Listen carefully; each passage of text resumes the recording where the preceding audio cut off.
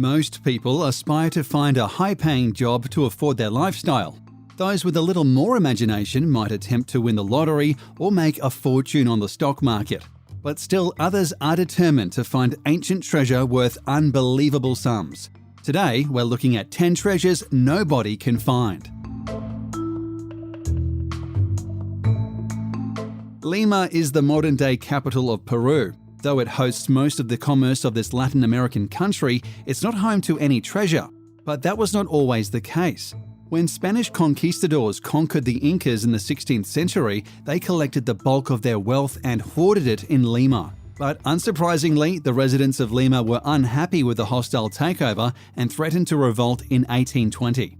As a preventative measure, the Viceroy of Lima decided to transport the city's fabulous wealth to Mexico for safekeeping. An original inventory showed 113 gold religious statues, a life-size Virgin Mary, 200 chests of jewels, 273 swords with jeweled hilts, 1,000 diamonds, solid gold crowns, 150 chalices, and hundreds of gold and silver bars.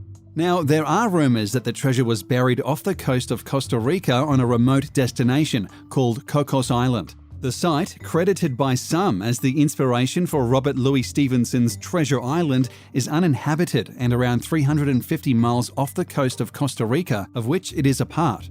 It has also been designated a UNESCO World Heritage Site for its unspoilt environment and variety of wildlife, and it has taken around 18 months of negotiations with the authorities for treasure hunters to secure permission to go there on an exploratory mission.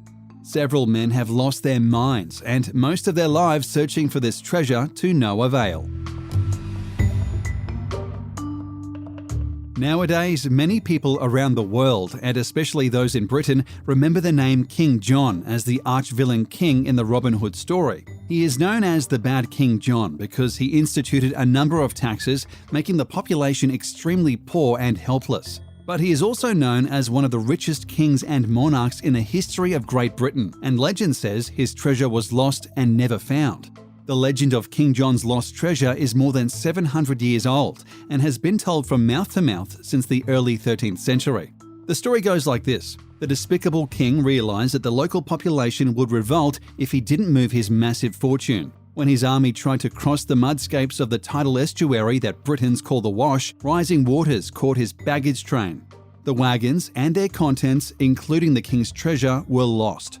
The final nail in the coffin for the king was contracting dysentery in King's Lynn, and as he headed north, he grew steadily more ill before finally dying at Newark Castle on the 18th of October. He was 49 years old. Treasure hunters still scour the Wash for a sign of this legendary treasure, but none have been lucky over the centuries. In 1708, the Spanish flagship San Jose was sunk by a British squadron near the port of Cartagena, in what is modern-day Colombia, taking down with it about 600 souls and a treasure that a US salvage group says may be worth as much as $17 billion. Numerous people have dedicated their lives to finding this treasure. After all, $17 billion is much more than even the most prodigious lottery winnings. In fact, the search is ongoing off the coast of the Dominican Republic, which experts believe is where ocean tides would have pulled the treasure. But of course, no one has made the discovery yet. And bear in mind that San Miguel only represents a tiny fraction of the total sunken treasure on Earth. Despite billions of dollars worth of gold and silver coins, plus valuable artifacts already recovered over the years from Spanish galleons and other ships lying on the seabed, there are about 3 million other vessels beneath the oceans and containing treasures that combined can fetch tens of billions of dollars today. With that said, the San Miguel wreckage represents potentially the single largest sunken treasure in the world. This is another infamous shipwreck that is believed by some to lie beneath the sand in the Armstrong Bay area, approximately 3 to 6 kilometres west of Warrnambool in southwest Victoria, Australia. The legend is based on many historical reports that a shipwreck was sighted partially buried in the town's dunes in 1876 before disappearing in the shifting sands the following year. The mysterious mahogany ship is thought to be a 16th century Portuguese caravel. Joseph Archibald, curator of the Warrnambool Museum, made strenuous efforts to document accounts and stimulate local interest in the wreck in the early 1890s. This sparked renewed attempts to recover the sunken ship, but to no avail.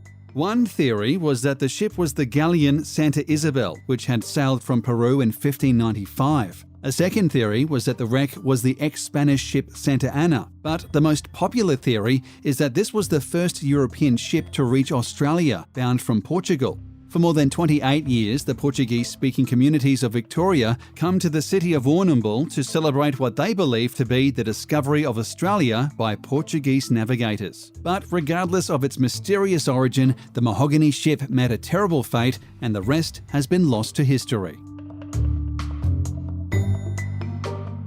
Jean Lafitte was a legendary French privateer and pirate who resided in the Gulf of Mexico throughout the early 19th century and was widely believed to have been born in either the French colony of Saint-Domingue or in Basque France. By 1805, he operated a warehouse in New Orleans to help disperse the goods smuggled by his brother Pierre Lafitte. After the United States government passed the Embargo Act of 1807, the Lafittes moved their operations to an island in Barataria Bay, Louisiana. By 1810, the new port was very successful. The Lafittes had a profitable smuggling operation and also started to engage in piracy. According to some accounts, Jean died after being boarded by the British. In this account, Jean Lafitte went to sea at the age of 13. After several voyages in Europe and to the coast of Africa, he was appointed mate of a French East Indiaman bound for Madras. After a quarrel with the captain, he left and became captain of a pirate vessel which commandeered the English East India Company Pagoda, before going to New Orleans, where he was killed in a British offensive. But most believe that this was a hoax and that Lafitte faked his own death in order to escape authorities and make off with his treasure, which is still at large. The BEALE papers represent a legend that has occupied the minds of cryptographers and treasure hunters alike for centuries. The papers are a series of 3 cipher texts that allegedly reveal the location of a $43 million treasure. Only the second text has been solved. The story of the BEALE ciphers begins in January 1820, when a stranger by the name of Thomas J. Beale rode into the town of Lynchburg, Virginia, and checked himself into the Washington Hotel. In person, he was about 6 feet in height, recalled Robert Morris, the hotel owner, with jet black eyes and hair of the same color, worn longer than was the style at the time. According to the story set out in the 1885 pamphlet, Beale came across a treasure consisting of gold, silver and jewels in a mine located to the north of Santa Fe. Beale and 30 fellow adventurers transported the hoard to Bedford County, where they buried it in a secure location. Beale then wrote 3 encoded letters, one giving the exact location of the treasure, a second giving its detailed description, and a third giving the names and contact information of the 30 partners. He placed them in an iron box and gave them to a trusted friend, Robert Morris, before disappearing, never to be seen again. Many people know the story of the Alamo. This was a 13-day siege in which the Mexican general Santa Anna reclaimed the Alamo mission near San Antonio, Texas. This led to a groundswell among the Texan army, who eventually pushed the Mexican army out of the area. But for some, the full story of the Alamo has yet to be told. Legend has it that in the shadow of the Alamo's old mission, a treasure remains buried, a secret which dates back to 1836, the year of the famous battle. It's believed that men led by Colonel Jim Bowie led a group of rugged frontiersmen across southern Texas to the Alamo. By some accounts, they were loaded down with a fortune in silver and gold called the San Saba treasure, said to be worth millions of dollars. This legend was proliferated by local periodicals, spreading rumors around this time that Jim Bowie had laid his legendary treasure to rest at this classic American monument. However, no one succeeded in finding the loot, and because the mission is a World Heritage Site, there is no chance of digging up the surrounding area anytime soon. In Farmington, New Mexico in 1933, a series of mysterious events were taking place. In the heat of the summer, a pilot named Red Moiser landed several mysterious flights in the desert. There, he was met by a Mexican millionaire named Leon Trabuco. This was all part of Trabuco's scheme to stockpile gold while it was extremely devalued following the Great Depression. But these men put everything on the line for this particular gamble. They were forced to smuggle the precious metal over the border and faced severe legal consequences if they were caught. At a makeshift Mexican foundry, gold coins and jewelry were melted down and cast into ingots. In less than 3 months, the partners had collected almost 16 tons of solid gold. At first, everything went according to plan. The economy bounced back and the trove was valued at more than $7 million, which was an amazing amount of money in 1930. But then Franklin Delano Roosevelt passed a law that gold could not be bought or sold privately, essentially making their loot worthless. Legend has it they cut their losses and left the gold somewhere in the desert. Forrest Fenn was a pilot in the Air Force, obtaining the rank of Major, and was awarded the Silver Star for his service in the Vietnam War. After returning home, he opened a successful art gallery in Santa Fe, New Mexico. His gallery included forged portraits from classical masters like Modigliani, Monet, Degas, and other artists. The museum grossed $6 million a year, and Fenn quickly amassed a serious fortune. But in 1988, he was given a terminal cancer diagnosis and decided to live his life differently.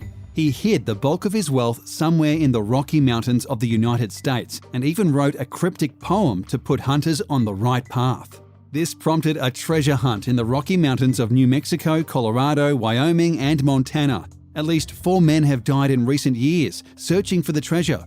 Many believe it's a hoax, but that has not prevented hordes from scouring the mountains in the hope of finding this alluring treasure. The Amber Room is a legendary place that lives in infamy among treasure hunters. Before its loss, it was considered an 8th wonder of the world. The room was intended for Charlottenburg Palace in Berlin, but was eventually moved to Berlin City Palace. This ornate wonder was constructed from several metric tons of amber, combined with mirrors and gold leaf. The total cost of the room is incalculable.